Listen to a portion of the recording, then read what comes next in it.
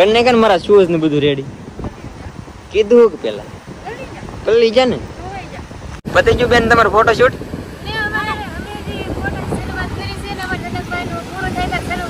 કેવો ના ખરીદી કરી છે ને હાઈલા આવતા ને તો કઈ દુકાનમાં ઘૂસી જાય ને કઈ નક્કી જ નથી રહેતું મારો ભાઈ હાડીઓનું કલેક્શન કરતો થઈ ગયો સુંદરીઓનું વાહ વાહ વાહ વાહ મેં લીધી ભાઈ મારી હું કે એના માટે બાકી રહેયત મારી રાટા મને કહેતા હમણાં તો આ લેવી કે હાલો ભાઈ આ રાખો હા ભાઈ એ રેડી છે બીજું કઈ ને લેવા હાલો પતી ગયું